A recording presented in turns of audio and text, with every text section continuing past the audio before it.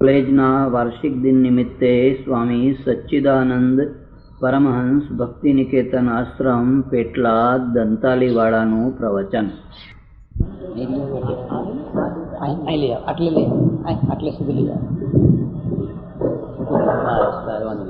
હવે આવા હવે નથી બસ બસ.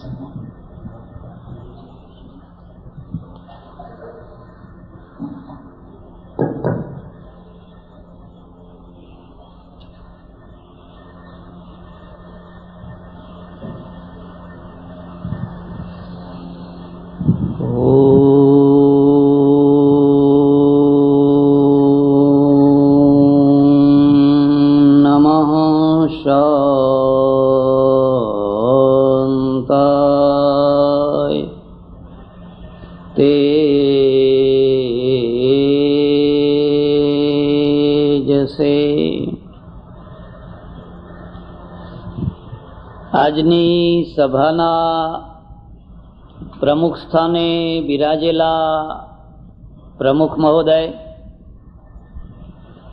આ મહાશાળાના આચાર્યશ્રી અને ઉપાચાર્યશ્રીઓ, આજના વિશિષ્ટ પ્રસંગે અતિથિ વિશેષ તરીકે પધારેલા પટેલ સાહેબ, મારી આજુબાજુ બિરાજેલા વિશિષ્ટ મહાનુભાવો, સજ્જનો અને વિદ્યાર્થીની બહેનો, બ્રહ્માંડની રચનાને જો તમે ધ્યાનથી જોશો, એકે એક કણની અંદર તમને નર અને નારીનું મૂર્ત રૂપ દેખાશે. જળ હોય કે ચેતન હોય, એવી કોઈ વસ્તુ નથી જેમાં આ દ્વૈતનું તત્વ ન દેખાતું હોય. ચારે તરફ તમે દૃષ્ટિ કરો, પછી એ વૃક્ષો હોય, ફૂલો હોય કે બીજું કાંઈ પણ હોય. હમણાં જ્યારે એક ભાઈ તબલા વગાડી રહ્યા હતા, ત્યારે પણ મારું ધ્યાન એ તરફ ગયું. એમની પાસે બે વાજિંત્રો હતા, એક નર અને એક નારી. બે જ્યારે મળે છે ત્યારે એમાંથી સંગીત નીકળે છે. એટલું સરસ વગાડતા હતા. મને એમ થયા કર્યું કે થોડોક ટાઈમ મારો ઓછો કરીને વધારે સમય સુધી તબલા સાંભળીએ તો વધારે મજા આવે. એક વાગે ખરું, એમાંથી અવાજ નીકળે, સંગીત ના નીકળે. બીજું પણ એક વાગે, પણ એ માત્ર વાગે, એમાંથી સંગીત ના નીકળે. બે વાગે, પણ બે જો જુદા જુદા વાગે તો માત્ર અવાજ ના નીકળે, ઘોંઘાટ નીકળે. પણ બે જ્યારે એકબીજા સાથે મળી અને એક નિશ્ચિત રિધમ સાથે વાગે તો એમાંથી સંગીત નીકળે. આખા બ્રહ્માંડની રચના નર અને નારીના રૂપમાં થયેલી છે. પણ બ્રહ્માંડમાં અને માનવમાં એક બહુ મોટો મુદ્દાનો ભેદ છે. બ્રહ્માંડની રચના અને બ્રહ્માંડની વ્યવસ્થા કુદરતને આધીન છે. કદી પણ એમને ધર્મની જરૂર નથી પડી, સંસ્કૃતિની જરૂર નથી પડી, સુધારાની જરૂર નથી પડી. કદી એમને બગાડાનો પ્રશ્ન પણ ઊભો નથી થતો. ઘણીવાર લોકો એમ કહે છે કે અત્યારે હળહળતો કળિયુગ આવ્યો છે.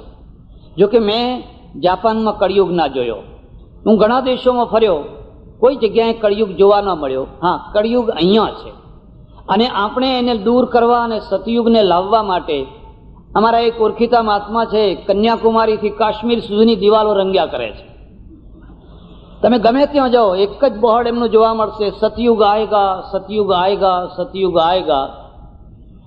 કારણ કે આપણે સૂત્રો અને દિવાલો રંગીને પરિણામ મેળવનારી પ્રજા છે.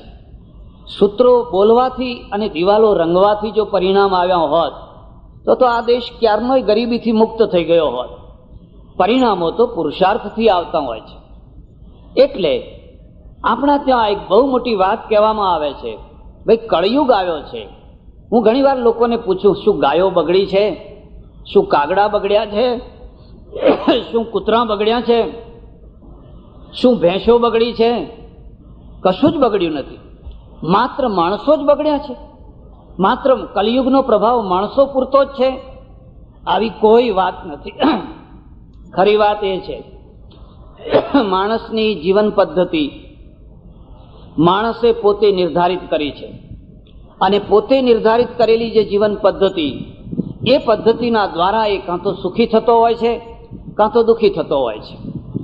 ભારતના પરિપ્રેક્ષ્યમાં જો જોઈએ તો ભારતમાં નર અને નારી એના જે બે રૂપ છે, એ બે રૂપની અંદર જે નારી જીવન છે, એ નારી જીવનની ઉપર અસર કરનારી 4 વસ્તુઓ છે, અને 4 વસ્તુઓના કારણે નારી જીવન સુખી થઈ શકે અથવા દુઃખી થઈ શકે. પહેલામાં પહેલી અસર કરનારી વસ્તુ છે ધર્મ. ધર્મે કેવી વ્યાખ્યા કરી. બીજી અસર કરનારી વસ્તુ છે સંસ્કૃતિ. સંસ્કૃતિએ નારી જીવન માટે શું નિર્ણયો કર્યા. ત્રીજી વ્યવસ્થા છે રિવાજો, રૂઢિઓ, કોમવાર, જ્ઞાતિવાર, ગામવાર, મોહલ્લાવાર, જે જુદી જુદી રૂઢિઓ છે, રિવાજો છે, એ બધાના દ્વારા એક જીવન પદ્ધતિ નિશ્ચિત થતી હોય છે. અને ચોથી જે પદ્ધતિ છે એ છે રાજકીય પરિપ્રેક્ષ્યમાં એમના ઉપર પડનારી અસર. આ 4 પદ્ધતિઓ જ્યાં સુધી શુદ્ધ ન થાય ત્યાં સુધી તમે નારી જીવનના પ્રશ્નોને સુલઝાવી ન શકો, નારી જીવનના ત્રાસને અથવા નારી જીવનની જે વિપત્તિઓ છે, વિડંબનાઓ છે, એને હળવી ન કરી શકો. મારી સમજણ પ્રમાણે હું સ્ત્રીના જીવનને 3 ભાગમાં વહેંચું છું. 3 ભાગમાં. એનો સૌથી પહેલો ભાગ છે કુમારી સ્ત્રી, બીજો ભાગ છે સધવા સ્ત્રી, અને ત્રીજો ભાગ છે વિધવા સ્ત્રી.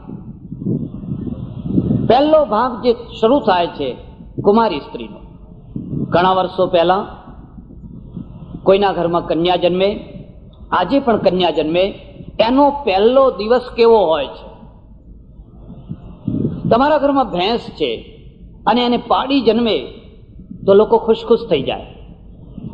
ચારે તરફ ગાયને જો વાછડી જન્મે તોય ખુશ થઈ જાય, પણ પાડો જન્મે તો ભેંસને જો, કારણ કે તમે મોટા ભાગે પટેલો છો એટલે તમને ખબર હશે. મારું આખું જીવન પટેલોમાં વ્યતીત થયું. હું ઘણીવાર લોકોને પૂછું કે આ પાડો લાંબુ જીવતો કેમ નથી? એની જીવન રેખા ટૂંકી કરી હોય છે કે શું હોય છે? મને કે ના, પાડાનું તો આયુષ્ય લાંબુ ના હોય. ના, લાંબુ હોય, પણ આપણે ઈચ્છતા નથી કે આ પાડો લાંબુ જીવે. પાડાની કિંમત નથી. બેસી જાઓ, હવે હરફર નહીં કરવાનું. બેસી જાઓ, હવે નહીં આવવાનું.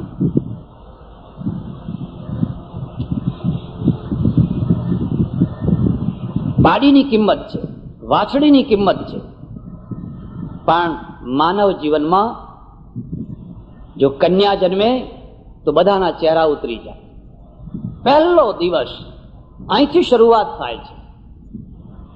અહીંયા ભણનારી બધી કન્યાઓને હું ખાસ વાત કહેવા માંગુ છું. ઘરમાં છોકરો જન્મે એટલે લોકો થાળી વગાડે, પેંડા વેચે, સાકર વેચે, અને કન્યા જન્મે કોઈ થાળી ના વગાડે, કોઈ નહીં. બધાના ચહેરા ઉતરી ગયા હોય. જીવનમાં બેયની સરખી જરૂરિયાતો છે. એવું નથી કે સ્ત્રી વિના જીવન ચાલી શકે. જેટલી મહત્તા પુરુષની છે એટલી જ મહત્તા સ્ત્રીની છે, પણ છતાં પણ વેલ્યુની દ્રષ્ટિએ જોઈએ તો આ સ્થિતિ છે. અમારે ચડોતરમાં હમણાં 2 વર્ષ પહેલા એક બહેન હતી, એને ઉપરા ઉપરી 3 પ્રસૂતિઓમાં 3 દીકરીઓ થઈ. ચોથી પ્રસૂતિમાં એને દાખલ કરી આણંદની હોસ્પિટલમાં. એની સાસુ એને જોવા ગઈ. હજુ 2 સીડીઓ ચડી હશે અને કોઈએ સમાચાર આપ્યા કે દીકરી આવી છે. ત્યાંથી જ પાછી વળી ગઈ, અને એમ કહીને પાછી વળી કે વહુને કહેજો મારે ઘેર ના આવે, સીધા એના પિયરમાં જાય, મારે હવે એની જરૂર નથી. નારી જીવનનો પહેલો દિવસ, કદાચ એથી વધારે હું તમને કહું, એક ટાઈમ એવો પણ હતો ત્યારે કેટલીક છોકરીઓને દૂધ પીતી કરી દેવામાં આવતી. કેટલીક છોકરીઓને અમારે ચડોતરમાં એના ગળા ઉપર ખાટલાનો પાયો મૂકી દેવામાં આવતો. એ જન્મે એની સાથે ખાટલા, એ પ્રસૂતિ બાઈનો ખાટલાનો પાયો એના ગળા ઉપર મૂકી દેવામાં આવતો. અહીંથી જ જીવનની શરૂઆત થઈ. તમે કુદરતનો દ્રોહ કર્યો. બીજા કોઈ જીવનમાં જુઓ, કોઈ બાકીના જીવનમાં જુઓ, આવું ક્યાંય નથી. માત્ર માનવે ધર્મ, સંસ્કૃતિ અને જે રૂઢિઓ, રિવાજો, એ બધાના દ્વારા એક નિશ્ચિત મૂલ્યો ઉભા કર્યા. અને એ મૂલ્યો જે છે, એ મૂલ્યોના દ્વારા કોઈ મૂલ્યવાન બને, એ જ મૂલ્યોના દ્વારા કોઈ મૂલ્યહીન બને. આજની સ્થિતિમાં જોઈએ તો આપણા આગળ બે રસ્તા છે. એક તો આજે કન્યા છે, કુમારી છે, શિક્ષિત બની છે, ભણી છે, પોતાના પગ ઉપર ઊભી રહી શકે એમ છે, સારી નોકરી કરે છે, કરી શકે એમ છે, રાજનેતા થઈ શકે છે. એ દૃષ્ટિએ જોઈએ તો ઘણું સારું થયું છે. પણ બીજી દૃષ્ટિએ જોઈએ તો આજે પૂર્વની પદ્ધતિ કરતાં પણ એક વિષમ પદ્ધતિ ઊભી થઈ છે. જન્મતાનો પહેલો દિવસ નહીં, પણ જન્મતાના 2 મહિના કે 3 મહિના પહેલા જ ખબર પાડી લેવામાં આવે કે છોકરો છે કે છોકરી છે. અને જો ખબર પડે કે જન્મનાર છોકરી છે તો હવે એને જન્મ લેવાની જરૂર જ નથી, અત્યારથી જ એનો નિકાલ કરી નાખો. અને આ કામ એકલા પુરુષો નથી કરતા, આ કામ માત્ર પુરુષો નથી કરતા. આ કામની અંદર સ્ત્રીઓ પણ, થાળી વગાડનારી પણ સ્ત્રીઓ છે અને મોઢું ઉતારી નાખનારી પણ સ્ત્રીઓ જ છે. પુરુષો કદી થાળી નથી વગાડતા કે પુરુષો ખાસ એટલું બધું મોઢું પણ નથી ઉતારતા. પણ બહેનોએ પોતે જ પોતાના માટે એક એવી હવા ઊભી કરી દીધી, એક વ્યવસ્થા એવી ઊભી કરી દીધી કે પહેલા દિવસથી જ એની સાથે એક જાણે ન ગમતી વસ્તુ આવી હોય એવી રીતે એના સાથે વર્તાવ શરૂ થયો. પછી એ કન્યા મોટી થાય. અમારે ત્યાં સંસ્કૃતમાં એક સૂક્તિ છે, એમાં એવું લખ્યું છે, પુત્રીતિ જાતા મહતીહ ચિંતા કસ્મૈ પ્રદેતિ મહાન વિતર્ક દત્વા સુખમ પ્રાપ્સ્યતિ વા ન વેતિ. પુત્રીનો જન્મ થયો, નહીં, પુત્રીનો જન્મ ના થયો, મહતીહ ચિંતા, એ ચિંતાનો જન્મ થયો. ઘરમાં એક ચિંતાનો જન્મ થયો. હવે કોને આપવી, કોને ના આપવી, અને આપ્યા પછી એ સુખી થશે કે દુઃખી થશે, શું થશે? જ્યારથી દીકરી આવી અને મોટી થવા લાગી ત્યારથી જ મા બાપના માથા ઉપર જાણે એક ભાર આવી. એની સાથે જો ભાઈ હોય તો બેયના ખાવામાં ફરક પડી જાય. છોકરાને દૂધ આપે, બદામ આપે, ઘરમાં સારી વસ્તુ હોય તો માં છે એની સારી વસ્તુ પેલા છોકરાને આપે, અને છોકરીને તો જે હોય તે ચાલે, એને તો ગમે તેવું હોય તો ચાલે. કારણ કે એ તો પારકા ઘરની છે, આપણા ઘરની થોડી છે. એ તો પારકા ઘેર જવાની છે. હું ઘણી વાર વિચાર કરું, મારે ત્યાં આ પદ્ધતિ કેમ આવી, જ્યાં પરમેશ્વરને નારીના રૂપમાં પૂજવામાં આવે છે. બાકીની દુનિયામાં કોઈ જગ્યાએ પરમેશ્વર નારીના રૂપમાં નથી પૂજાતો. એક ભારત, અને ભારતમાં એક હિન્દુ પ્રજા જ એવી છે જે જગદંબાને પૂજે છે, જે ઉમિયા માને પૂજે છે, જે નારીના રૂપમાં પરમેશ્વરની આરતી ઉતારે છે. નારીના રૂપમાં આટલું મહત્વ આપનાર પ્રજા પ્રત્યક્ષ નારીને કેમ મહત્વ નથી આપી શકતા? કંઈક કારણ છે. પહેલા ભણવાનું નહોતું. તમને ભણવા માટે કેટલા મોટા આંદોલનો કરવા પડ્યા, કેટલા પ્રયત્નો કરવા પડ્યા. હું તમને ભલામણ કરું છું, તમે એનો ઇતિહાસ જોજો. સ્વામી દયાનંદ સરસ્વતી અને મહાત્મા ગાંધી, મહર્ષિ કર્વે અને આવા બીજા બધા હજારો માણસોએ રાજા રામમોહન રાયથી માંડીને જે આંદોલનો શરૂ કર્યા, એ આંદોલનના પરિણામ, પરિપાક રૂપ આજે આ મહિલા કોલેજ આપણે જોઈ શકીએ છીએ. નહીં તો અમારે ત્યાં તો વચગાળે એમ લખ્યું હતું, સ્ત્રી શુદ્રો નાધીયતા, સ્ત્રીઓને અને શુદ્રોને ભણાવશો નહીં, એને ભણાવવી ના જોઈએ. તમે કોઈ સંસ્કૃત ભણતા હો તો કાલિદાસના કાવ્યો જોજો, બીજા કોઈ કાવ્યો જોજો. રાજાની રાણી પણ અપભ્રંશ ભાષા બોલે છે, સંસ્કૃત નથી બોલતી. કારણ કે રાણી છે પણ સ્ત્રી છે, એટલે શુદ્ધ સંસ્કૃત નથી બોલી શકતી, એ અપભ્રંશ ઉચ્ચારણ કરે છે. 2 ભાષાઓ ચાલે છે, એક શુદ્ધ સંસ્કૃત અને એક અપભ્રંશ. પણ આ બધું કરતા કરતા ઘણા મોટા આંદોલનો કરવા પડ્યા. આજે એનું એક સારું પરિણામ આપણે જોઈ શકીએ છીએ. મને જો પૂછવામાં આવે તો આખી ક્રાંતિના મૂળ યુરોપમાં છે, પશ્ચિમમાં છે. અંગ્રેજો આવ્યા, અને અંગ્રેજો આવ્યા એની સાથે એમની સ્ત્રીઓ આવી. તમારામાંથી કોઈને પણ રિસર્ચ કરવાની ઈચ્છા થાય તો રિસર્ચ કરજો. કોઈ એક અંગ્રેજ મને એવો બતાવજો જેને 3, 4, 5 સ્ત્રીઓ હોય. એક અંગ્રેજ બતાવજો. ગવર્નર જનરલ હોય કે ગવર્નર હોય, એક જ પત્ની. એટલું જ નહીં, એની પત્નીની બેઠક એની બાજુમાં આવે. પાર્ટીમાં જાય કે કોઈ પણ જગ્યાએ જાય એની સાથે ને સાથે, જ્યાં એની ખુરશી હોય એની બાજુમાં એની બેઠક. નારી સન્માન. હું ઘણી વાર કોઈ આવા ફંક્શનમાં જાઉં, કોઈ આચાર્યનું બહુમાન થવાનું હોય, આચાર્ય બાજુમાં બેઠા હોય, હું એમને પૂછું, પરણેલા છો કુંવારા છો? મારી સામે જોઈને હસે. મેં કહું કેમ? મેં કે પરણેલો છું. પત્ની જીવતી છે કે દેવ થઈ ગઈ છે? મને કે ના, હશે આટલામાં, કઈક ખૂણામાં બેઠી હશે. હશે કઈક ખૂણામાં બેઠી હશે, એને અહીં બોલાવો, તમારી બાજુમાં બેસાડો. મને કે ના મહારાજ, હો મર્યાદા ના રહે. અરે તમે રામની સાથે સીતાના ફોટા ઘરમાં રાખો, શિવજીના ખોળામાં પાર્વતી બેઠેલી હોય એવા ફોટા તમે રાખો, રાધા કૃષ્ણના એકબીજાના ગમે તેવા ફોટા રાખો, ત્યારે તમારી મર્યાદા નથી તૂટતી. અને એક 60 વર્ષનો આચાર્ય રિટાયર્ડ થઈ રહ્યા છે, એની પત્ની એની બાજુમાં આવીને બેસે, એમાં એની મર્યાદા તૂટી રહી છે. કેવી કાલ્પનિક મર્યાદાઓ છે! એક વાસ્તવિકતા જુદી છે. એટલે મેં તમારા GS ને ઉપર બેસાડ્યા. એનો ઉપર બેસવાનો અધિકાર છે. જો આ છોકરાઓની કોલેજ હોત તો છોકરા GS તો વગર કહે આવીને બેસી જ ગયા હોત. મેં સાહેબને પૂછવા ના રહ્યા હોત, સાહેબને આગળ ધક્કો મારીને બેસી ગયા હોત. પણ આ તો કન્યાઓની કોલેજ છે એટલે ત્યાં બેસી ગઈ. મેં GS ને અહીં બેસવું જોઈએ. કેમ આવો ભેદ? કેમ? પેલા અંગ્રેજોની પાસેથી આપણે શીખવાનું છે. પોણા 200 વર્ષ એમણે રાજ્ય કર્યું, પણ સ્ત્રી સંબંધી કોઈ અત્યાચારો એમના દ્વારા થયા હોય, એના પહેલાના રાજાઓમાં, બીજા બધામાં પારાવાર બધું થયું, પણ આ એક એમની પાસે બહુ મહત્વની વસ્તુ હતી. અને એની અસર આપણા ભણેલા લોકો ઉપર થઈને ત્યાંથી આ આંદોલન શરૂ થયું. હા, એક વાત છે, આપણો અત્યંત પ્રાચીન કાળ છે, જે ઋષિયુગ છે, એ ઋષિયુગમાં તમે જુઓ તો એ નારીનું એ જ સ્થાન છે જે પશ્ચિમે સ્વીકાર કર્યું છે. યાજ્ઞવલ્ક જેવો સમર્થ ઋષિ અને જનકની સભામાં શાસ્ત્રાર્થ થતો હોય, એક પછી એક ઋષિઓ હારી હારીને બેસી જતા હોય, અને સમર્થ યાજ્ઞવલ્ક ખુમારીથી ઉભો હોય, ત્યારે એક ગાર્ગી ઊભી થાય, એક જ કપડું પહેરીને ખૂણામાં બેઠેલી, અને ઊભી થઈને યાજ્ઞવલ્કને પડકાર કરે છે, યાજ્ઞવલ્ક તમે જીત્યા નથી.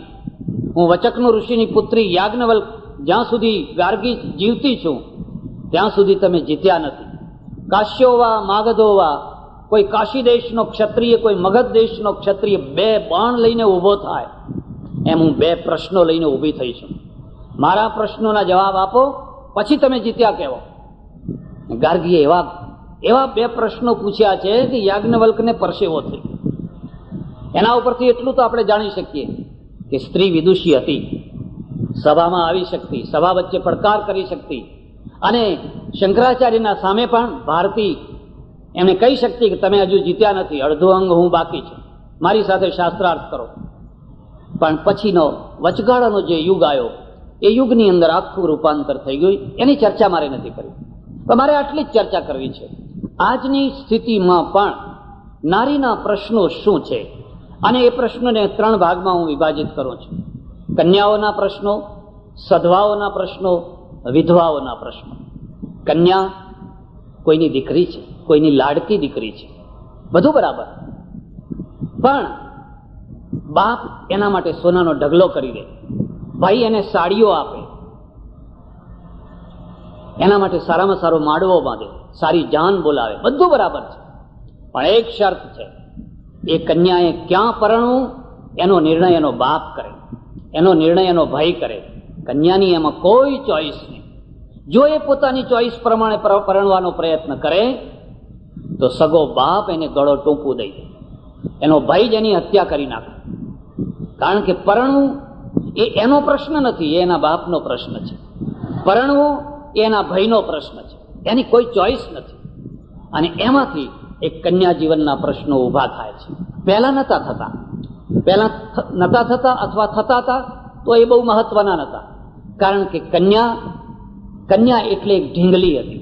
એની પાસે મસ્તિષ્ક નહોતું, એની ચોઈસ નથી. જ્યારે નાના હોય, ઊંઘતા હોય, ત્યારે એના મા બાપ ચોરા ફરી અને એને પરણાવી દેતા. એ વાત જુદી હતી.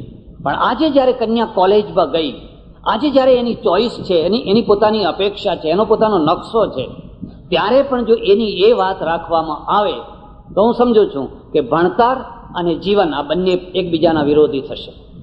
જો ભણાવવા છે તો પછી એની ચોઈસને પણ સ્વીકાર કરવી પડશે, નહીં તો પછી એ જૂનવાણી જે રિવાજ હતો, આવડા છોકરા 12 વર્ષે એક સાથે પરણાવી દેવા, આપણે પાછા ચાલ્યા જઈએ.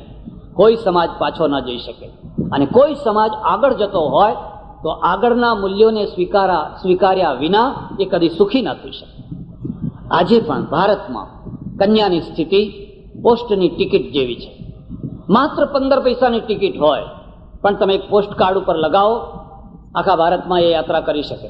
મદ્રાસ મોકલી શકો, કલકત્તા મોકલી શકો, પણ શરત એટલી છે કે એના ઉપર સિક્કો લાગેલો ના હોવો જોઈએ.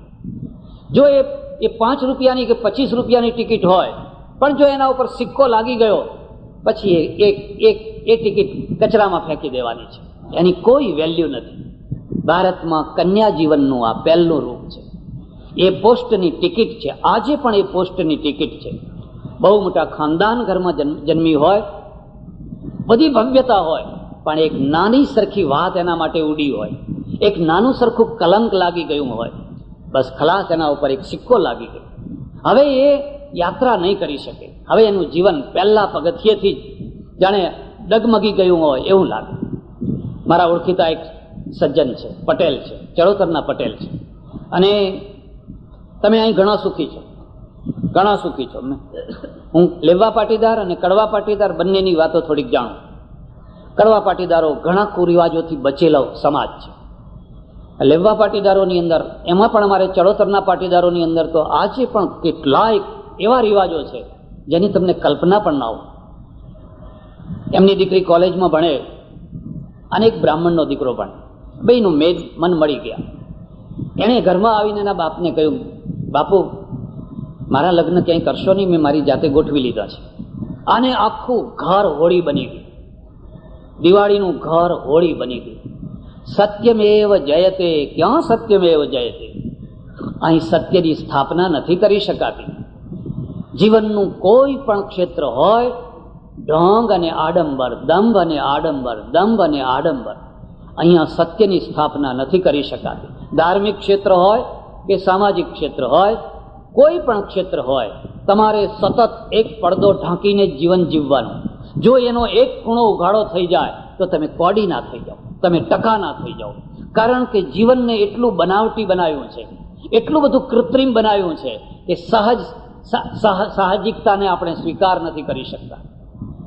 આખા ઘરમાં હોળી થઈ ગઈ. દબાણ ઉપર દબાણ. ભણવાનું બંધ કરાવી દો, બહાર પગ મૂકતા બંધ કરાવી દો, આમ કરી દો, એને જલ્દી બીજે કંઈક પરણાવી દો, લાકડે માકડું વરગાડી દો, આપણું નાક જશે, આમ થશે, તેમ થશે.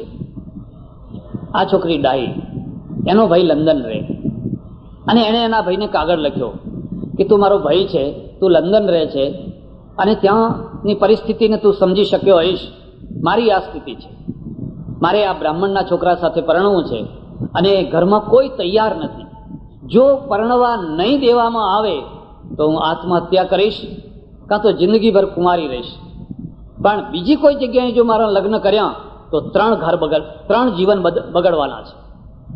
એનો ભાઈ સમજ્યો હતો, ડાયો હતો. એણે કાગળ લખ્યો એના બાપુના ઉપર, મારી બહેનની જ્યાં ઈચ્છા હોય ત્યાં જ એને પરણાવજો. એના ઉપર કોઈ દબાણ ના કરશો, એના ઉપર કોઈ પ્રકારના પ્રતિબંધ ના મૂકશો. એ પિત્તળ નથી. પિત્તળને તો આ દેશમાં દુઃખ જ નથી. ખરું દુઃખ તો સોનાને જ છે. સોનું થવા નીકળ્યા નહીં કે દુઃખ આવ્યું નહીં. સીતાને એટલે દુઃખ આવ્યું. જો સીતા સોનું થવાનો આગ્રહ ના કર્યો હોત તો લીલા લહેર કર્યા હોત. પિત્તળને જાય તો લીલા લહેર. અને એના ભાઈના અસર થઈ, એ છોકરીને પરણાવી બ્રાહ્મણ સાથે. આજે બંને, એ છોકરો એન્જિનિયર છે, બેન પણ સારી નોકરી કરે છે, 2-3 બાળકો છે, બંગલો છે, સુખી છે. પણ આ બધું જે થયું એક ભાઈના કારણે થયું, એક વિશાળ મગજવાળા ભાઈના કારણે થયું. જો બાપના જેવો જ ભાઈ મળ્યો હોત અને બાપના જેવા જ ઘરના બધા માણસો મળ્યા હોત તો એ છોકરીનું જીવન ધમરોડી ગયું હોય. એટલે પહેલો પ્રશ્ન કન્યા જીવનનો છે. અહીંયા કન્યાની શું અપેક્ષા છે? આજે પણ હું તમને આ વાત કહું છું, તમે સ્વતંત્ર થજો, સ્વચ્છંદી ન થશો, સ્વચ્છંદી ન થશો. તમારા લાભ માટે કહું છું. દરેક વ્યક્તિને એના સમાજમાં જીવવું પડતું હોય છે અને દરેક સમાજના પોતાના મૂલ્યો હોય છે. જે ખોટા મૂલ્યો હોય એની સાથે તમારી શક્તિ હોય તો તમે સંઘર્ષ કરજો, પણ જે રક્ષણ કરનારા મૂલ્યો છે, જે સાચા મૂલ્યો છે, એ મૂલ્યોમાં તમારું જતન છે, એમાં તમારું રક્ષણ છે. નારીનું ગૌરવ નારીત્વમાં છે અને નારીનું ગૌરવ, નારીત્વની શરૂઆત કન્યા જીવનમાંથી શરૂ થાય છે. જે છોકરીઓ રખડતી ફરતી હોય છે, ગમે ત્યારે ગમે ત્યાં રાત્રે વહેલા મોડા આગળ પાછળ કોઈની પરવા કર્યા વિના, તમે જોજો એમના જીવન પાછળથી કેટલા બરબાદ થતા હોય છે. જે સુખ મળવાનું છે એ 2 વર્ષ પછી મળે, ધીરજ રાખો, પણ એ આખી જિંદગી ટકવાનું છે. પણ એ જ સુખને જો 2 વર્ષ પહેલા લઈ આવવા માટે પ્રયત્ન કર્યા તો કદાચ 2 વર્ષ પહેલા તો મળશે, પણ પછી આખી જિંદગી એ સુખ વિનાના થઈ જશે. એક વોલીબોલના દડા જેવું જીવન, વોલીબોલનો દડો છે, એને ઝીલવા માટે ઘણા હાથ ઊંચા થયા છે, દરેક હાથ ઊંચો છે, પણ દરેક હાથમાં એ ટક્યો ના ટક્યો ફેંકી જાય છે, કોઈ જગ્યાએ સ્થિર નથી થતો. એમ નારી જીવનની જે પહેલી શરૂઆત છે એમાં પણ તમારી પાસે જે કંઈ હોય એનો અર્થ એવો ન થાય કે તમે વોલીબોલનો દડો બની જાઓ. કેટલાય ઘણા હાથો તૈયાર હોય પણ એ તરત જ ફેંકી દેવા માટે, અને ફેંકાયેલું જીવન રગદોડાયેલું જીવન બની જતું હોય છે. એટલે વર્ષો પહેલા અમારે ત્યાં એક બહુ મોટા ઋષિ થયા. તમે એ સિરિયલ જોઈ હશે ચાણક્યની. હું તમને ભલામણ કરું છું, તમે ચાણક્યને જરૂર વાંચજો, એનું નીતિશાસ્ત્ર જરૂર વાંચજો. એણે કેટલાક એટલા સનાતન મૂલ્યો, એને સનાતન સિદ્ધાંતો સ્થાપિત કર્યા છે. એમાં લખ્યું છે કષ્ટાશ્ચ ખલુ મૂર્ખત્વમ, કષ્ટાશ્ચ ખલુ યૌવનમ, કષ્ટાત કષ્ટતરં ચૈવ પરગેહ નિવાસનમ. બધી વ્યાખ્યા નહીં કરો, એમાં એક વચ્ચે શબ્દ મૂકી દીધો, કષ્ટાશ્ચ ખલુ યૌવનમ. યુવાવસ્થા બહુ દુઃખદાયી છે, અને એ જ યુવાવસ્થાની વ્યાખ્યા કન્યા જીવન માટે અમારે શાસ્ત્રોમાં કરેલી છે. 12 વર્ષથી માંડીને 22 વર્ષ સુધીની ઉંમર છે મુગ્ધાવસ્થા છે. મુગ્ધા શબ્દ વાપર્યો છે. એનો અર્થ થાય છે જે જલ્દીથી મોહનો શિકાર બની જાય, જે એકદમ ઝડપથી મોહનો શિકાર બની જાય, એને એટલી સમજણ ન પડે, ખ્યાલ ન આવે અને એકદમ મોહનો શિકાર બની જાય, એ આ મુગ્ધાવસ્થા છે. કેટલાક વર્ષો પહેલા મારે આશ્રમમાં એક બેન આવી, 28-30 વર્ષની, ગૌર ચહેરો, પર્સનાલિટી, દેખાવ, અને કોઈ ભદ્ર ઘરની હોય એવું લાગ્યું. મેં કહ્યું આવો બેસો. મને કહે તમારા આશ્રમમાં મને આશરો આપશો? હું વિચારમાં પડી ગયો, તમારે આશરો લેવાની શી જરૂર? મને કે મહારાજ, ઉપર આકાશ અને નીચે ધરતી, આખી દુનિયામાં પગ મૂકવા માટે કોઈ જગ્યા નથી મારા આશ્રમની એ વિચિત્ર વાત છે. હમણાં પરમ દિવસે જ હું એક કન્યાને, એક સધવાને બહુ મુશ્કેલીએ વિદાય કરીને આવ્યો છું. સાંજના ટાઈમે ઉઘાડા પગે એકદમ ઘરમાંથી નીકળી પડે. એટલો ત્રાસ, એટલો જુલમ, અને એને કોઈ જગ્યા સૂજી નહીં. સાંજ પડતા પડતા મારે આશ્રમમાં આવી ગઈ. બહુ સમજાવી, દરબારની દીકરી, 2 ઘર સુખી, સાસરોય સુખી ને પિયરે સુખી. આખી રાત પ્રયત્ન કર્યા, ટેલિફોનો ન લાગે. સવારે પ્રયત્ન કર્યો, એનો બાપ આખી રાત ગાડી લઈને રખડ્યો, આખી રાત. અને જ્યારે એને ખબર પડી કે મારા આશ્રમમાં, તો એટલો રાજી થઈ ગયો, એને સમજાવીને વિદાય કરી. પેલી બેનને મેં પૂછ્યું કેમ આવું શું થયું છે? મને કે બાપજી, હું નાગરની દીકરી છું. તારો ચહેરો જ કઈ આપે છે, પણ તારે દુઃખ શું છે? મારો બાપ છે એ ફર્સ્ટ ક્લાસ ગેજેટેડ ઓફિસર છે. 5-7 વર્ષ પહેલા મને કુબુદ્ધિ સૂજી, અને અમારો જે ડ્રાઈવર, બીજા ધર્મનો, પરણેલો, 2 છોકરાનો બાપ, એના ઉપર હું મોહિત થઈ ગઈ, આંધળી થઈ ગઈ, અને હું ઘરમાંથી ભાગી નીકળી. મને એમ જ હતું કે મારું સ્વર્ગ અહીંયા જ છે, મારું ભવિષ્ય અહીંયા જ છે, મારું જીવન સર્વસ્વ અહીંયા જ છે. અને પછી મારઝૂડ શરૂ થઈ. મેં એટલો માર ખાધો છે, એટલો માર ખાધો છે, એટલો માર ખાધો છે. મારા બાપે મને ફૂલની માફક ઉછેરીને મોટી કરેલી. મારા ઘરમાં મારો રૂવાબ ચાલે. એની જગ્યાએ મેં લાકડીએ ને લાકડીએ, જોતતા ને જોતતા એનો માર ખાધો છે. માર ખાઈ ખાઈને હું થાકી એટલે હું ઘરમાંથી ભાગી છું. હું ભાગીને સીધી મારા બાપના ઘેર ગઈ. મારો બાપ દુર્વાસાનો અવતાર. મને જોતાની સાથે દુર્વાસા થઈ ગયા, નિકાલ નિકાલ, ઘરમાં પગ નહીં મૂકવાનો. ભારતની એક બીજી વાત છે, ભારતમાં બે માણસો નથી પરણતા, બે કુટુંબો પરણે છે.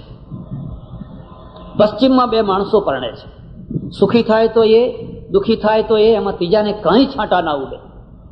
જ્યારે ભારતમાં તો બે પરિવાર પરણે છે અને એકના નિષ્ફળતાની અસર બીજા ઘણા મોટા ઉપર પડતી હોય છે. મારા બાપે મને કહ્યું, તારા જવાના કારણે તારી બહેનોના લગ્ન નથી થતા, તારા ભાઈઓના લગ્ન નથી થતા. કોઈની આગળ વાત કરીએ છીએ તરત જ લોકો પૂછે છે કે આ પેલી એની છોકરી પેલા મિયાને ભાગી ગઈ છે ને, એમ કે, અને મારું માથું નીચું થઈ જાય છે. તું નીકળ અહીંથી, તારું મોઢું નથી જોયું. મને ઘરમાં પગ ના મૂકવા દીધો. હવે હું ક્યાં જાઉં? મને પગ મૂકવાની કોઈ જગ્યા નથી મળતી. કષ્ટશ્ચ ખલુ યૌવનમ. મેં કહ્યું, તારો મોહ ઉતર્યો? હા, ઉતર્યો. મેં કહ્યું, બહુ મોડું થઈ ગયું. હવે તારો મોહ તો ઉતર્યો, પણ જ્યાંથી તે ભૂલ કરી હતી ત્યાંથી તને નવું જીવન નહીં મળી શકે. હવે તું કોઈ હિસાબે જ્યાંથી તારી ભૂલ હતી ને જે તારી વેલ્યુ હતી એ વેલ્યુને તું પ્રાપ્ત નહીં કરી શકે. હવે સિક્કો લાગેલી તું ટિકિટ છે, જેમ તેમ કરીને જીવન જીવી ખાવ, ગમે તે રીતે મેણા ટોણા સહન કરીને, આર્થિક રીતે, બીજી બધી રીતે એક વ્યવસ્થા હતી. અને એ વ્યવસ્થામાં રહ્યું હોત તો તારો બાપ તને ફર્સ્ટ ક્લાસ ગેજેટેડ ઓફિસર સાથે પરણાવવાનો હતો, વાજા વગાડીને પરણાવવાનો હતો. પણ તે ઉતાવળ કરી. ઉતાવળ કેમ કરી? કારણ કે મુગ્ધાવસ્થા હતી. ચાણક્ય એના માટે રસ્તો બતાવ્યો. ચાણક્ય કહ્યું છે કે આ જે મુગ્ધાવસ્થા છે એને કવચ જોઈએ, એનું રક્ષણ જોઈએ. વડીલોનું રક્ષણ, ગુરુનું રક્ષણ, મા બાપનું રક્ષણ. આ જે રક્ષણને જે સ્વીકાર કરે છે એને કોઈ ભૂંડડા બોટી નથી શકતા, એને કોઈ બહારના તત્વો એના જીવનને બરબાદ નથી કરી શકતા. પણ જે કવચ વિનાનું જીવન હોય છે બહુ જલ્દી ધૂળધાણી થઈ જતું હોય છે. એટલે તમે રામાયણમાં જોજો, રામ અને લક્ષ્મણ યુવાન છે, સ્વયંવર થાય છે, બેયમાં ધનુષ તોડવાની શક્તિ છે, પણ એક કેમાં ઉતાવળ નથી. બધા ઉતાવળા ઘણા લોકો થયા, ઘણાએ હચમચાયું, આમ કર્યું, કોઈ સફળ ન થયા. જેનામાં સામર્થ્ય હતું એ સામર્થ્યની સાથે એક વાડ હતી, એક મર્યાદા હતી. જ્યારે જોયું કે હવે કોઈ તોડી શકે એમ નથી, ત્યારે વિશ્વામિત્રે કહ્યું, ઉઠવું રામ, ભંજવું ભવ ચાપા. હવે ઉઠો, તમે ઉઠો. અને ત્યારે રામ ઊભા થયા અને તોડ્યા પછી વિશ્વામિત્રને પગે લાગ્યા. આપણે ત્યાં જે કુટુંબ વ્યવસ્થા છે, જે પરિવાર વ્યવસ્થા છે, ભારતીય પરિપ્રેક્ષ્યમાં, પશ્ચિમમાં પરિવાર વ્યવસ્થા નથી, એમનો પરિપ્રેક્ષ્ય જુદો છે. હું એક જગ્યાએ ઉતરેલો, આપણે આપણા દેશના ભાઈના ત્યાં બાજુમાં એક અમેરિકન કુટુંબ રહે. હું પાછળના બગીચામાં નીકળ્યો, મારી સાથે ડોશીમાય હતા, અમારા ઓળખીતા, અને પેલી તરફથી પેલી બેન પણ નીકળી એના પતિ સાથે. એટલે સહેજે વચ્ચે ખાલી વાળ જ હતી. વાતમાં એણે કહી દીધું કે આ મારા 5મા પતિ છે. એટલે પેલા ડોશી તો અંગ્રેજી સમજે નહીં, મને કે શું કહે છે? મેં કહું આ બેન એમ કહે છે કે આ મારો 5મો પતિ છે. અરે મુઈ કે શરમ આવ, જરા લાજે આવતી નથી? આવું બોલતા તને શરમે નથી આવતી? મેં કહું ના, એને શરમ નથી, એમનું કલ્ચર જુદું છે. 5મો પતિ હોવા છતાં પણ એ જીવી શકે છે. પણ આપણા ત્યાં એવું ના કહી શકાય, બોલી ન શકાય. એનું આ કારણ છે. ત્યારે આપણી જે જીવન પદ્ધતિ છે એ જીવન પદ્ધતિના પરિપ્રેક્ષ્યમાં જો જીવનને સફળ બનાવવું હોય તો હું તમને ખાસ ભલામણ કરું છું, તમારા વડીલોની મર્યાદાને સ્વીકાર કરજો. તમે તમારા હક્કો, તમારી જરૂરિયાતો, તમારી ચોઈસ, એ બધાને હું તમને છૂટ આપું. પણ એની સાથે સાથે જો એમની છત્રછાયામાં રહેશો તો તમારું આગળનું જીવન વધારે સુખી થશે. પણ જો એમાંથી છટકીને, વિદ્રોહ કરીને ગમે તેમ જીવન જીવતા થઈ ગયા તો હું માનું છું કે ભાગ્યે જ તમને આગળના જીવનની સગવડોને સફળતા મળી શકે. કારણ કે ભારતમાં કન્યાનું એક અલગ સ્થાન છે. એક બીજી વાત, હું જેમાં સંમત નથી એવો શબ્દ હું તમારા આગળ મૂકું છું, કન્યાદાન. કન્યાદાન મેં મારી પત્રિકાઓમાં પણ છાપ્યું છે. મને જે કંકોત્રી મોકલે લગ્નની, એને અમે સામેથી શુભેચ્છાઓ મોકલીએ છીએ. એમાં મેં આ વાત છાપેલી છે, કન્યાદાન શબ્દ બંધ કરો. આ કોઈ દાન દેવાની વસ્તુ છે? આ કોઈ ગાય છે? આ કોઈ રૂપિયા છે? હા, પહેલા આવું સમજવામાં આવ્યું કે કન્યા એ આપણી માલિકીની વસ્તુ છે, અને બાપ જેના હાથમાં એનો હાથ મૂકે એટલે કન્યા દાન થઈ ગયું. અને જેણે દાન લીધું એને મારવાનો, જોડવાનો બધો અધિકાર છે, બધી પ્રકારનો અધિકાર છે. આ શબ્દ બંધ થવો જોઈએ. વિવાહ ઉત્તમ વસ્તુ છે, લગ્ન ઉત્તમ વસ્તુ છે, પણ એમાં કન્યા દાન છે એ શબ્દ બદલાવો જોઈએ. કન્યા દાન નહીં, હસ્તમેળાપ એના માટેનો શબ્દ છે, બે જીવનનો મેળાપ. એટલે આ પહેલી વસ્તુ યાદ રાખજો. એક નારી જીવનનો પહેલો તબક્કો છે કુમારાવસ્થા, અને એ કુમારાવસ્થામાં પુરુષની કુમારાવસ્થા અને સ્ત્રીની કુમારાવસ્થા સરખી નથી, ઇક્વલ નથી. પેલો પુરુષ એવો છે, છોકરો એવો છે કે એ તો સંડાસનો લોટો છે. એ કેટલા વર્ષથી પીળો પડ્યો હોય, પણ જો એને કોઈ સારી રેત લઈને ઘસો ને, ઉટકો ને, એ પાછો ચળકતો થઈ જાય, એને કશો વાંધો ના આવે, એને કઈ વાંધો ના આવે. પણ કન્યા છે એ પિત્તળનો લોટો નથી. જો એક વાર એના ઉપર પીળાશ આવી ગઈ તો ભારતમાં હજુ સુધી એવી કોઈ રેતી નથી બની કે એને ફરી ઉજળી કરી આપે. અહલ્યા એ અહલ્યા જ છે. એ તો રામ મળ્યા તો શીલામાંથી ફરી અહલ્યા થઈ, પણ જો રામ ના મળ્યા હોત તો ત્યારે ને આજે પણ હજારો અહલ્યાઓ શીલા થઈને પડી છે. અને બધી અહલ્યાઓને કંઈ રામ નથી મળતા હોતા, અને બધા રામ પણ એટલા શક્તિશાળી નથી હોતા. એ પારકી અહલ્યાને તો, શીલાને તો અહલ્યા બનાવી શકે, પણ પોતાની સીતાને એ અયોધ્યામાં ના રાખી શકે. લોકો ટીકા કરે તો એ પોતાની સીતાને પણ સગર્ભાવસ્થામાં જંગલમાં ઉતારી દે. નારી જીવનની આ એક બહુ મોટી કરુણા છે. બીજો પાર્ટ આવે છે, અને બીજા પાર્ટની શરૂઆતમાં વચ્ચે એક સંધિકાળ છે. તમે બહેનો છો, તમને ખબર હશે, તમે બધા વ્રત કરો છો, ગૌરી વ્રત, કેવડા ત્રીજ, ઊભી ચોથ, બધું મને યાદ નહીં, પણ કોણ જાણે કેટલી જાતના બધા વ્રતો કરો છો. શ્રાવણ મહિનો આવે, ચોમાસું આવે એટલે જાત જાતના વ્રતો કરે. હું ઘણી વાર મારે આશ્રમમાં બધી કન્યાઓ પૂછું કે આ વ્રત તે કેમ કર્યું છે, તો કે કરવું પડે. પણ કેમ કર્યું છે? મને કેનેડામાં આપણી કન્યાઓએ પૂછ્યું કે આ ગોરી છોકરીઓ પૂછે છે કે તમે આ ગૌરી વ્રત કેમ કરો છો, તો અમારે કરવું કે ના કરવું? મેં કહ્યું ના કરવું, કોઈ જરૂર નથી, ના કરવું. અને તમને કહું છું ના કરવું, કોઈ જરૂર નથી. આમાં એક દાસતા છે. એ દાસતા શું છે? બસ એક જ ઈચ્છા, જેટલા દેવ, જેટલી મૂર્તિઓ, એ બધાને જઈને પ્રાર્થના કરવાની, કોઈ સારો વર આપજે, કોઈ સારો વર આપજે, કોઈ, કારણ કે જીભ ઉપર તાળું છે, હોઠ ઉપર તાળું છે, બોલી શકાતું નથી. જે બોલી નથી શકાતું એ પેલી પ્રતિમા આગળ જઈને બોલે છે. એટલે એને બધા વ્રતો કરવા પડે. છોકરાઓને કોઈ વ્રત કરતા જોયા? કોઈ ઊભી ચોથ, આડી ચોથ, ફલાણી ચોથ, ફલાણી ચોથ, કોઈ છોકરાઓને વ્રત કરતા જોયા? કદાચ એનું એક કારણ એ પણ હોય કે કન્યાઓને એટલા માટે વ્રત કરવાના હોય કે છોકરાઓમાંથી જે એક છોકરો એને પસંદ થવાનો છે તે બહુ દુર્લભ સારો છોકરો હોય, એટલા માટે વ્રત કરવા પડતા હોય. અને પેલાને એટલા માટે ના કરવા પડતા હોય, કન્યાઓ તો બધી સારી જ છે.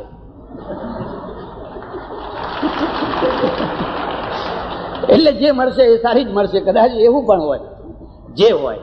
પણ એ બધાના મૂળમાં એક જ તત્વ છે કે આને અત્યારથી ચિંતા છે, માં મને કોઈ વર આપજે, કસાઈ ના આપતી, કોઈ કસાઈ ના આપતી. મેં કસાઈ જોયા છે, એવા કસાઈ જોયા છે કે આ કતલખાનાના કસાઈ એના આગળ ફિક્કા પડે. અને બંગલામાં રહેનારા કસાઈ, સરસ મજાના ઉજળા કપડાં પહેરનારા કસાઈ. અને કસાઈ એટલે એકલો કસાઈ નહીં, કસાઈ વાળો, આખા ઘરમાં કસાઈ વાળો ભેગો થયો, એવાય માણસો જોયા છે. ત્યારે જે બીજું જીવન શરૂ થાય છે એ બીજું જીવન એક બહુ ચિંતાથી શરૂ થાય છે. તમે કોઈ વાર જોયું હશે, એક અજાણ્યા મોહલ્લામાં 5-10 કૂતરા રહેતા હોય, એમાં બીજા મોહલ્લાનું એકાદ નવું કૂતરું આવે તો આ જૂના કૂતરા એને કેવું સ્વાગત કરે? બસ ઠીક આ દશા. એક ગભરું કન્યા એક અજાણ્યા ઘરમાં જાય, એમાં પહેલેથી જે 5-7 માણસો રહેતા હોય તો એની સાથે આવો વ્યવહાર કરે. હવે પેલું જે નવું કૂતરું આવ્યું છે એ બચકા ભરાવતું જો ટકી ગયું તો ટકી ગયું, અને જો ભાગ્યું તો પછી ભાગ્યું. પણ જો ટકી ગયું ને, બસ પછી તો ટાઈમ આવે એ જ બીજાને બચકા ભરે, હવે તમારો વારો, ઉભા રહો. હવે હું આવી હતી ત્યારે મને બહુ બચકા ભર્યા હતા. આપણા ત્યાં સંયુક્ત કુટુંબ છે, પરદેશમાં સંયુક્ત કુટુંબ નથી. તમે પશ્ચિમની નોવેલો વાંચજો, એમાં નણંદનું પાત્ર નહીં મળે, સાસુનું પાત્ર ભાગ્યે જ જોવા મળશે. એમાં જેઠાણી, દેરાણી એ બધા પાત્રો ભાગ્યે જ જોવા મળશે. આપણા ત્યાં એ પાત્રો વિના તો નોવેલ લખાય જ, એના વિના તો નાટક આગળ ચાલે જ નહીં. જ્યાં સુધી એક ચાડી ચુગલી કરનારી નણંદ ના હોય, જ્યાં સુધી એક ગયા જન્મની ચુડેલનું રૂપ ધારણ કરેલી સાસુ ના હોય, ત્યાં સુધી આગળ વાત ચલાવવી કેવી રીતે? તાળીઓ ના પાડશો, તમારે પણ એ જ થવાનું છે. જે વહુઓ હતી એ જ સાસુઓ થઈ છે, એ જ છે, ખાલી ઉંમરનો જ ફરક છે. ભારતમાં સંયુક્ત કુટુંબ છે અને સંયુક્ત કુટુંબની જવાબદારીઓ બહુ મોટી છે, સાથે એના લાભ પણ મોટા છે, એની ઓથ પણ મોટી છે. એના કારણે અહીંની એક પત્ની થયેલી સ્ત્રી છે, એને એક સારી સાસુ મળી હોય, સારું કુટુંબ મળ્યું હોય, એના બાળકો ઉછેરે, એને કંઈક મદદ કરે, એની પાસે બેસે, એની હિંમત આપે. એ એકાકી નથી, એને હૂંફ છે, એને ઓથ છે. ક્યાંય જવું હોય, આવવું હોય, પેલી એકાકી છે, એનો લાભ પણ છે. પણ નુકસાન ક્યારે છે કે જ્યારે એ બધા હળી મળીને ના રહેતા હોય ત્યારે, જ્યારે ઘરની અંદર કોઈ ખટપટો શરૂ થયું હોય ત્યારે. એટલે કન્યાને પહેલો દિવસ જે છે એ પહેલા દિવસથી જ અહીંયા એક નવું જીવન શરૂ થાય છે. જો અનુકૂળ માણસો મળ્યા તો જિંદગી ધન્ય થઈ ગઈ. જો અનુકૂળ ના મળ્યા તો જિંદગી એક તપસ્યા બની જાય, તો જિંદગી એક ત્રાસ બની જાય. અને જિંદગી જ્યારે તપસ્યા બને છે ત્યારે એના પરિણામ આગળ આવે છે. તમને અનુકૂળ માણસો ના મળે અને તમારે તપ કરવું પડે, અને તપના પરિણામ તમને મળે ત્યારે તમે કોઈ દિવ્ય પાત્ર બની જાઓ. પણ જિંદગી જો ત્રાસ બની જાય અને પહેલા દિવસથી જ ત્રાસ શરૂ થાય અને એનો કોઈ સમાપ્તિ ના દેખાતી હોય ત્યારે જિંદગી એક ત્રાસ બની જાય. તપસ્યા હું એ અર્થમાં કહું છું કે આપણા ત્યાં એવી માન્યતા છે કે લગ્ન એક વ્રત છે, લગ્ન એ એક બંધન છે, અને જે કામ એક માણસ ના કરી શકે એ બે ભેગા થઈને કરે. મેં શરૂઆતમાં કહ્યું હતું એમ, નર અને નારીમાં બનેલો આ સંસાર, બધું આખું બ્રહ્માંડ તમે જોઈ લો, નર અને નારીમાં કણે કણ. જેણે દ્વૈત બનાવ્યું છે એને જ એના અદ્વૈતનું આકર્ષણ મૂક્યું છે. એટલું પ્રબળ આકર્ષણ, એટલું પ્રબળ આકર્ષણ કે આના માટે કોઈ સાધના ના કરવી પડે. એટલે અદ્વૈત છે એ પણ એનું જ મૂકેલું છે. હવે એને શું કરશું? અહીંથી સંસ્કૃતિ શરૂ થઈ, લગ્ન સંસ્થા બનાવવામાં આવી. લગ્ન સંસ્થા એટલા માટે બનાવવામાં આવી, માણસ ક્ષેત્રબદ્ધ થાય, માણસ એક જગ્યાએ બંધાઈ જાય. અને આ બંધાવું કલ્યાણકારી છે. જે ઢોર ખીલે નથી બંધાતું એ હરાળું ઢોર હોય છે, અને હરાળા ઢોરના ગળામાં ડેરો હોય છે. એ રાત્રે આ ખેતરમાં ભટકે, પેલા ખેતરમાં ભટકે, પેલા ખેતરમાં ભટકે,